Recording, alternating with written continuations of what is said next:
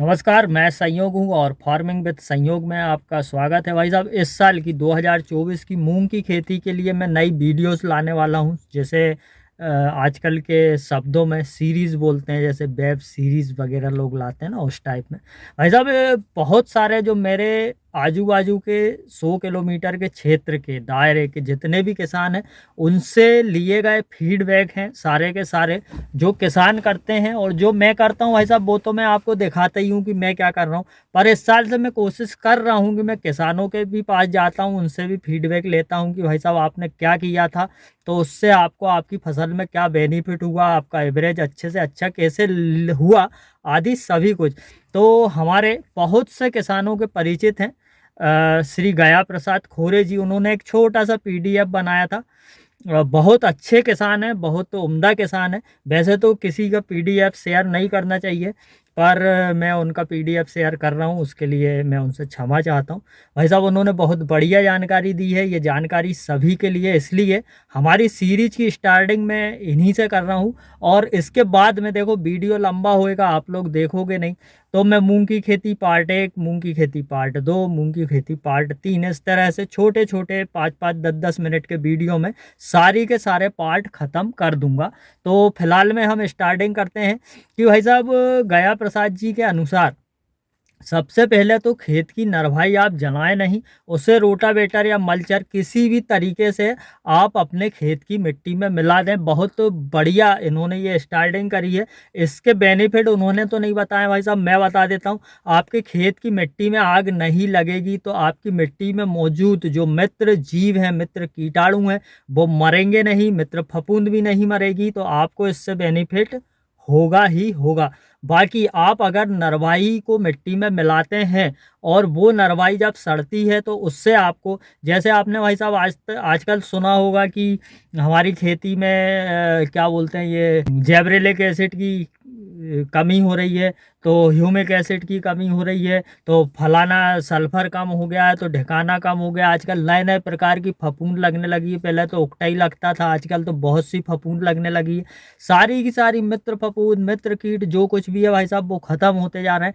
हमारे, एक बार फिर से मैं कहूँगा, हमारे नज़दीक में ही पटेल साहब हैं, आनंद जी, और सेमरी गांव में है। वो विगत 10 सालों से, शायद ज़्यादा समय हो गया होगा, वो अपनी नरभाई धान की भी और गेहूं की भी मिट्टी में ही मिला देते हैं। और उनका कहना है भाई साहब, मैं कम से कम खाद में, कम से कम यूरिया डीएपी के इस्तेमाल में उतना ही एवरेज ले लेता हूं जितना कि आप लोग लेते हो। तो हम आगे बढ़ते हैं। बुआई के समय खेत में कहा है कि 10 किलो यूरिया अपने खेत में डाल दें। बहुत बढ़िया बात है। यूरिया डालने से एक तो आपकी मिट्टी में नाइट्रोजन की मात्रा बढ़ेगी, जो कि आपके मूंग के पौधे में जो राइजोबियम की गठाने रहती है, उसकी वृद्धि करेगी, जिससे कि पौधा हष्ट पुष्ट तंदुरुस्त होगा। दूसरा, यूरिया ये भी बेनिफिट देता है कि आपकी जो नरवाई है जो मिट्टी में, वो जल्दी से सड़ के मिट्टी में मिल जाएगी। अब इन्होंने बीज की बात करी है भाई साहब, कि अगर आप फरवरी में मूंग की बुआई कर रहे हैं, जो इस समय बहुत से लोग बुआई कर चुके हैं इस समय पे, और ये लोग क्या करते हैं भाई साहब, फरवरी में मूंग बो देते हैं। यहाँ गलत बोला है, इसलिए वॉइस ओवर कर रहा हूँ। फरवरी में बो कर अप्रैल में काटते हैं, और अप्रैल में बो कर जून में काटते हैं ये लोग। बहुत बढ़िया। तो इस तरह से जो गर्मी के 4 महीने के सीजन में एक ही खेत से 2 बार फसल ले लेते हैं। बहुत बढ़िया किसान है। कभी मौका मिला तो मैं जाऊंगा, उनसे फीडबैक लूंगा, उनकी जानकारियाँ आपको दिखाऊंगा। और ऐसे किसान वीडियो देखें तो प्लीज़ संपर्क करना, मैं आपसे मिलना चाहता हूँ। तो भाई साहब, इन्होंने बोला है कि फरवरी में आप बुआई कर रहे हैं, तो 70 दिन की किस्म की बुआई करें। उसमें आप तलवार कट, शिखा और 410-3 शायद शिखा को ही बोलते हैं, हम 10, हम 12, ये किस्में ले सकते हैं। इन्होंने कहा है, पर आप अगर मार्च में बुआई कर रहे हैं, तो मार्च में आप 60 दिन की किस्में ले सकते हैं। 60 दिन में सम्राट, MH 421, विराट, पूसा, एक नई किस्म आ गई है 1142, वो भी 421 से बहुत अच्छी है, मिल जाए तो उसको भी बोले ना। पूसा की 1431 भी नई किस्म है। इस प्रकार की आप किस्में ले सकते हैं। वहाँ से चल के आप अगर अप्रैल में बुआई कर रहे हैं, चूँकि आपके पास 2 ही महीने मिल बचेंगे, तो आप सबसे ही कम दिन की किस्म, जैसे कि हम 16, 551, विराट, IPM 205-7, इस प्रकार की 55 दिन की जो भी आपको किस्म मिले भाई साहब, आप उसकी बुआई अपने खेत में कर सकते हो। अब बीज उपचार की बात है तो भाई साहब आजकल बहुत अच्छे अच्छे प्रोडक्ट आ गए हैं, जैसे कि नाम तो नहीं लेना चाहिए, मैं ले देता हूँ, इन्होंने भी नहीं लिया है, इन्होंने किसी प्रोडक्ट का नाम नहीं लिया, पर मैं ले देता हूँ कि हम लोग कास्केड से बीज उपचार कर रहे हैं पिछले 2 वर्षों से। कास्केड जब से आया है उसमें हमें कीटनाशक भी मिल जाता है, फफूंदनाशक भी मिल जाता है, टेक्निकल मैं भूल गया हूँ नहीं तो वो बता देता।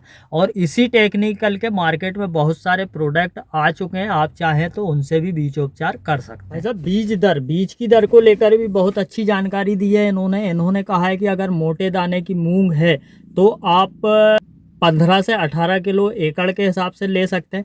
अगर बारीक दाने की मूंग है तो आप 12 से 15 किलो पर एकड़ के हिसाब से ले सकते हैं। अब इसमें दूरी डिसाइड करी है कि अगर 70 दिन वाली किस्म आपने ली है तो 70 वाले किस्म को आप 14 इंच की दूरी पर बोएंगे, और 60 दिन वाली किस्म है अगर आप तो उसे 12 इंच की दूरी पर बोएंगे, और अगर 55 दिन वाली किस्म है तो आप उसे 9 इंच की दूरी पर बुआई कर सकते हैं। पर बीज की मात्रा लगभग 15 से 18 किलो पर एकड़ ही रहेगी, वो भी इस कंडीशन में 15 से 18 किलो रहेगी कि आपका बीज एकदम ओके है कि 100% जर्मिनेशन होगा। अगर आपके बीज का जर्मिनेशन कम हो रहा है तो आप बीज की मात्रा बढ़ा सकते हैं, इसमें कोई शक नहीं है।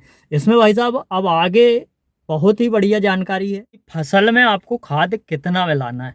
बहुत इन्होंने सरल शब्दों में समझा दिया है कि आप जितना भी बीज ले रहे हैं उसका 3 गुना खाद मिलाना है। जैसे आप 1 एकड़ के लिए 15 किलो मूंग ले रहे हैं तो आपको उसमें 35 किलो डीएपी मिलाना है, और जो बेंटोनाइट या दानेदार जो भी आप सल्फर ले रहे हैं, सल्फर आपको ज़रूर ही लेना है, क्योंकि दलहनी तिलहनी फसलों में सल्फर की ज़रूरत पड़ती है, और सल्फर एक प्रकार का फफूंदनाशक भी होता है।